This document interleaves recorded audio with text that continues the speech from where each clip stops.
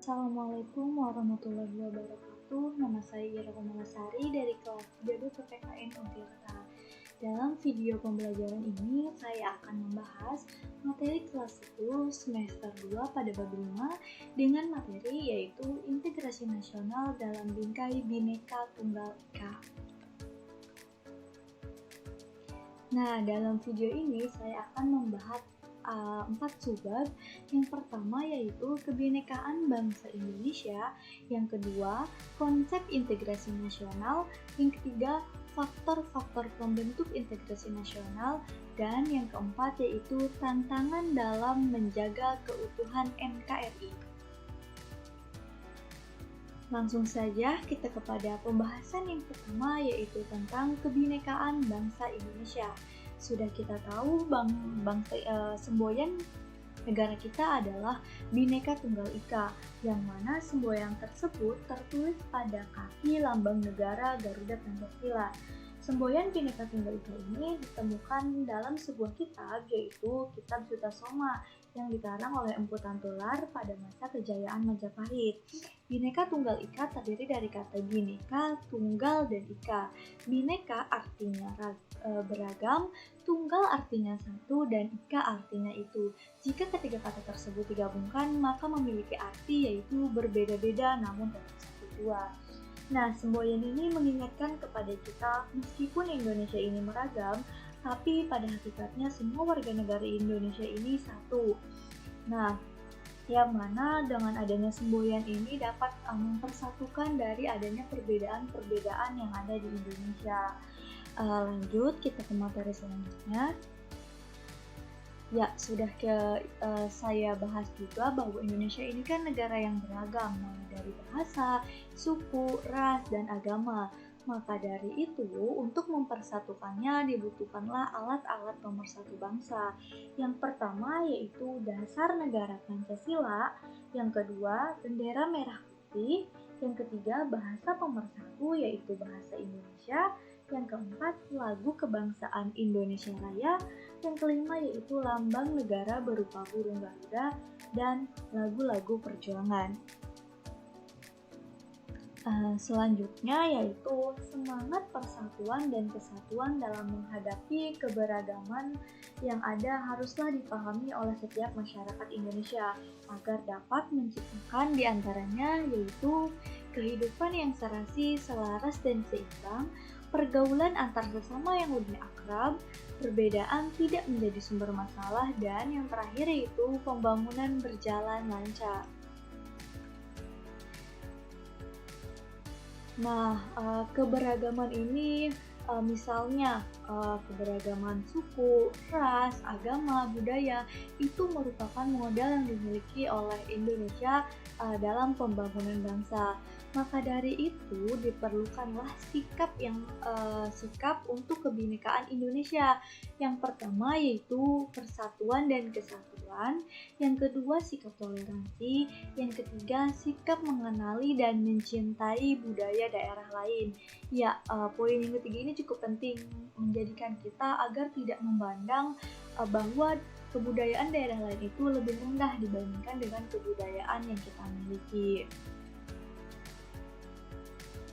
Selanjutnya kita bahas kepada subbab yang kedua yaitu mengenai konsep integrasi nasional. Integrasi nasional terdiri dari dua kata yaitu integrasi dan nasional. Integrasi berasal dari bahasa Inggris yang berasal dari kata integrate yang memiliki arti yaitu menyatukan, menggabungkan, dan mempersatukan. Sedangkan nasional sama juga berasal dari bahasa Inggris yaitu dari kata nation yang berarti bangsa.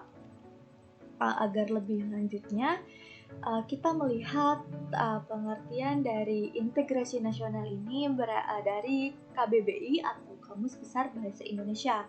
Arti integrasi nasional menurut KBBI ini dibagi menjadi dua, secara politis dan juga secara antropologis.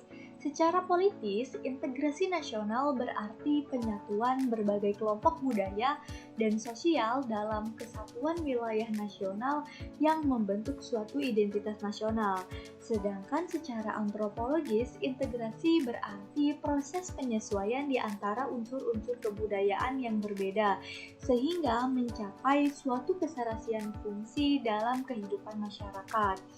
Nah, dari pengertian tersebut dapat ditarik kesimpulan bahwa integrasi nasional bangsa Indonesia berarti keinginan dan kesadaran dari seluruh masyarakat yang berbeda-beda untuk bersatu sebagai suatu bangsa secara resmi dan direalisasikan dalam suatu kesepakatan melalui Sumpah Pemuda.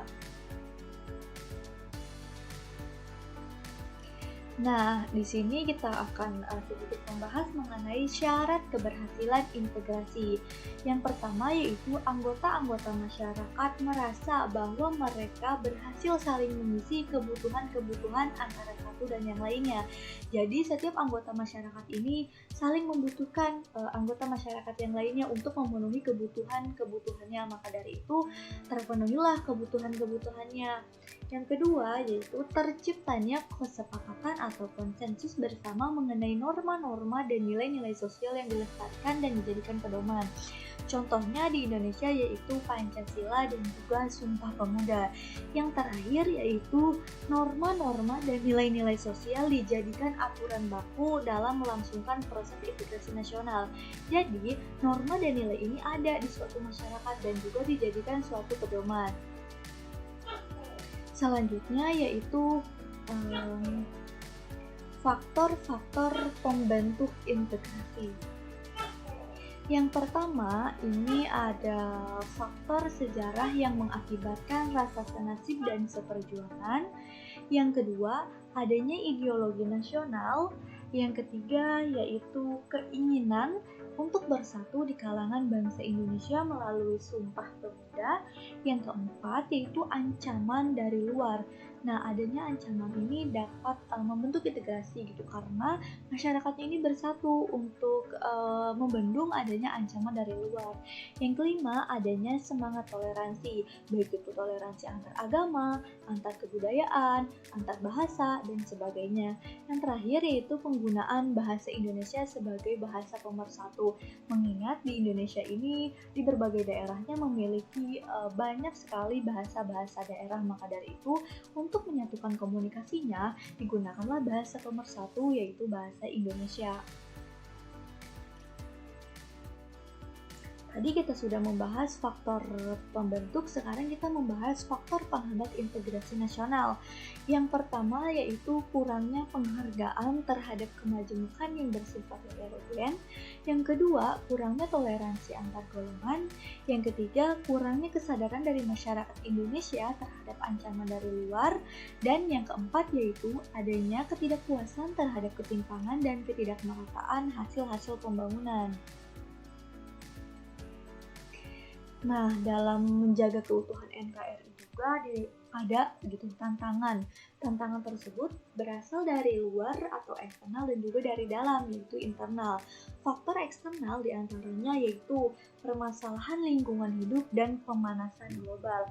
Kita tahu pemanasan global ini akan berdampak pada perubahan iklim yang tidak menentu yang dapat mengancam kehidupan manusia dalam bentuk ancaman kelaparan, wabah penyakit, bahkan bencana alam. Jika hal tersebut tidak ditangani, maka akan mengganggu stabilitas dan juga keamanan nasional. Yang kedua yaitu gerakan terorisme global, yang mana adanya terorisme ini dapat meresahkan masyarakat Indonesia, bukan hanya masyarakat Indonesia sebenarnya, tapi juga masyarakat dunia. Yang ketiga yaitu masalah perbatasan antar negara, dan yang keempat yaitu gangguan keamanan maritim, misalnya masuknya kapal-kapal asing secara ilegal. Nah, selanjutnya yaitu faktor internal atau faktor yang berasal dari dalam Indonesia itu sendiri. Yang pertama, ancaman terorisme dalam negeri. Yang kedua, masalah separatisme. Yang ketiga, penyelundupan senjata dan bahan peledak. Yang keempat, yaitu masalah yang terjadi di perbatasan.